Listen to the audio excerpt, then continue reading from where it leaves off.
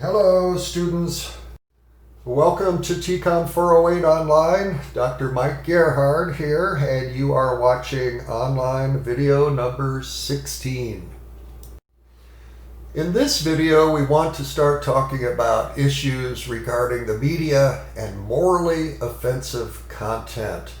Morally offensive content. And of course, this is all a matter of taste. What's morally offensive to one person may not be morally offensive to another person. So let's talk about the media and morality. The media give us all kinds of lessons about morality and our moral responsibilities. Now here's the issue. The media are accused of promoting every conceivable form of antisocial behavior. You know that the media are constantly criticized for all kinds of content that raises moral questions. Here we're talking about content related to violence, sex, strong language, smoking, drug use, alcohol use, blasphemy, hate speech, uncivil behavior. Maybe you can think of other forms of content that raise moral concerns. Now, what's the influence of media on behavior? Many of us believe that media have a powerful impact on our perceptions of reality and our behavior. Do we need moral restraint? Do we need any limits out there in society, or should we live in a world where anything goes? Now here's the conundrum. Virtually all morally offensive content is protected expression under the First Amendment. Content creators in our society have a lot of freedom to produce content that people might find objectionable. Now, how do people approach this issue, where there's typically three kind of perspectives on morality in the media, three kind of viewpoints that people seem to take when it comes to concerns about morality in the media. We've got the paternalism principle, the moralism principle, and the offense principle. Now, the paternalism principle. This is the idea that people need parenting and protection. That stuff will hurt you. I better help. I better protect you. Now, children, of course, need parenting and need protection. But do adults? Most of us resist the idea of paternalism. Okay? I have to interfere with your freedom for your own good. Most of us as adults object to this kind of paternalism. The paternalism principle, morally offensive content should be controlled to prevent harm to individuals. Now, one of the problems with the paternalism principle, like I said, as adults, we don't necessarily need parenting or paternalism. Certainly, children and toddlers and young adults need parenting, but as we grow older, there's less need for us to be guided by others. We can make our own decisions. Okay, another approach to morally offensive content could be called the moralism principle. This is the idea that messages offend our community standards, the morality in our community, and so we should stamp out or censor or control certain messages because they might offend our community standards. So the moralism principle is that society should control morally offensive content to prevent immoral behavior, and because the material offends community standards. Now, what are some problems with the moralism principle? Well, there's a couple of obvious ones. First, standards may vary greatly across the country. Different communities have different standards. And how do we even know what the moral standards are in any community? That's difficult to assess. Okay, but the moralism principle, is this going to harm our community?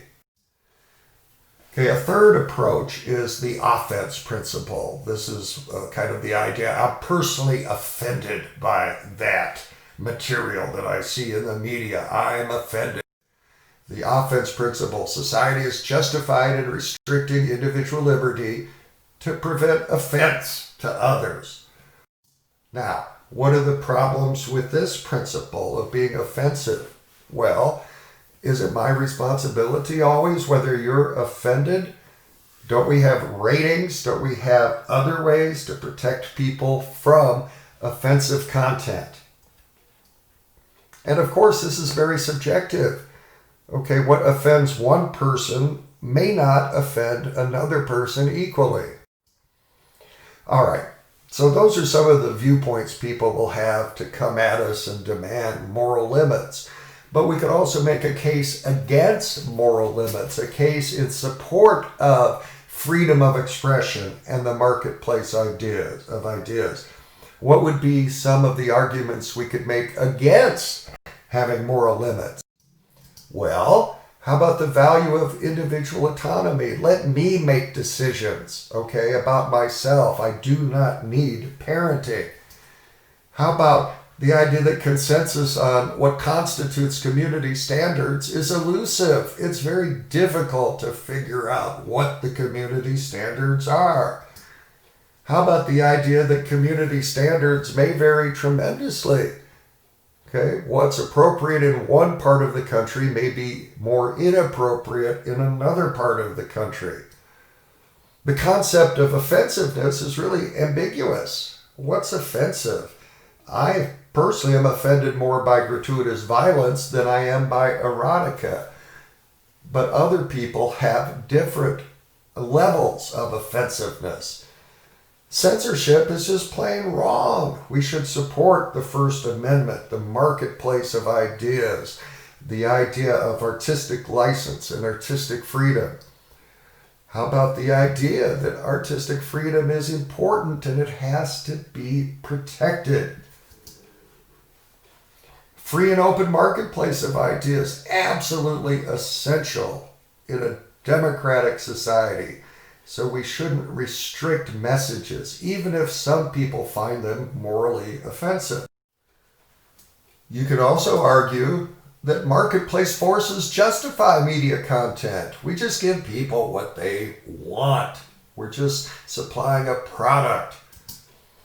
Most media content is harmless. You know, media have a minimal negative impact on most people in society. These are arguments you can make against having moral limits. Any negative media effects are initiated by the users themselves. Shouldn't be blamed on the media. Okay, it's the responsibility of the individual, personal responsibility, not media responsibility. Audience members should be the ones who are discriminating users. Okay? And parents especially should exercise control over their children's media use. Plus, we have all kinds of rating systems and filtering devices that provide ample warning and protection. Finally, if you don't like it, turn it off. Don't watch it. Turn your attention to something else.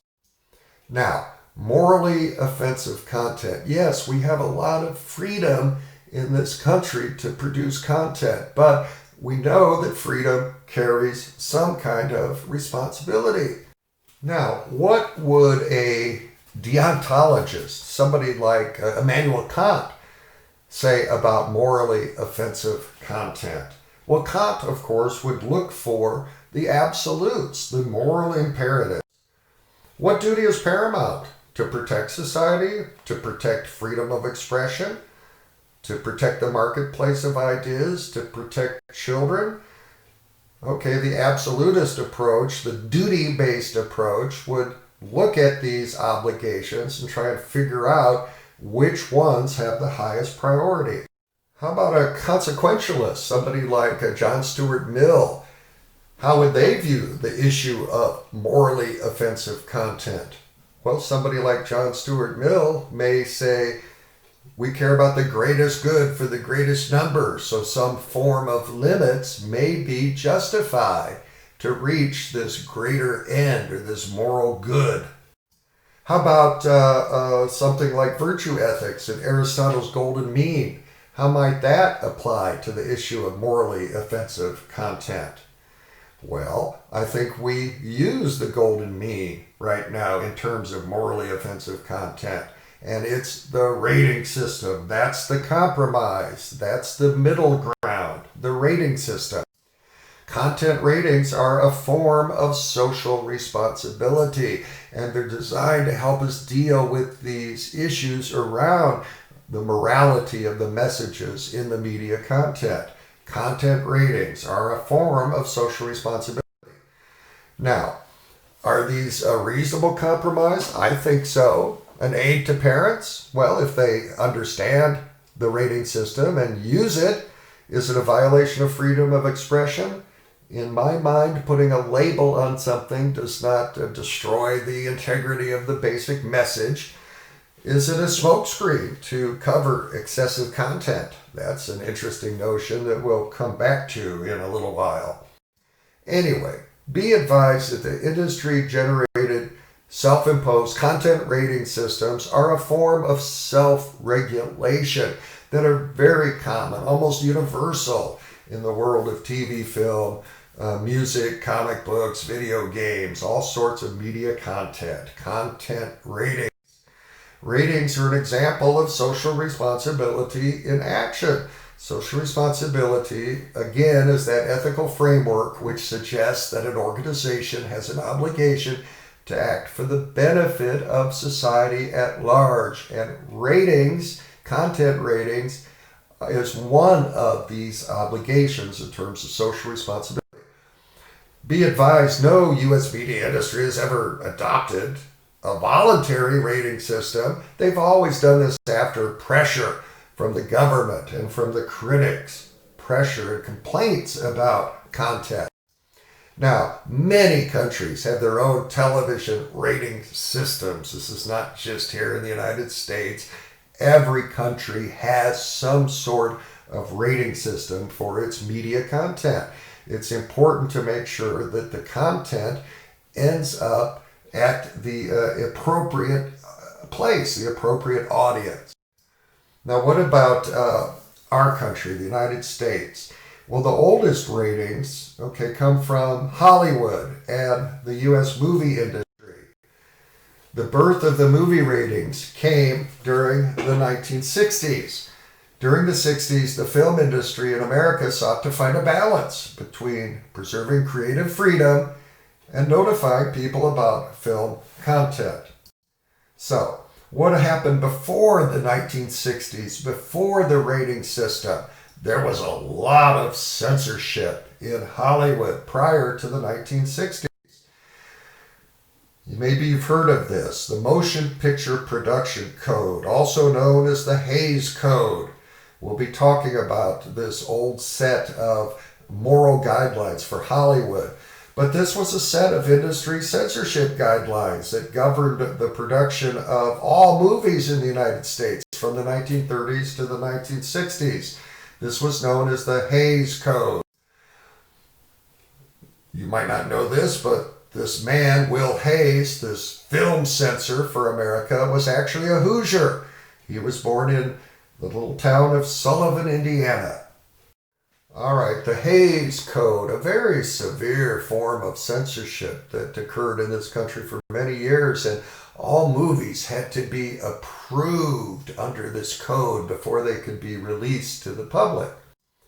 The production code spelled out what was morally acceptable and morally unacceptable in terms of content for motion pictures produced here in the United States.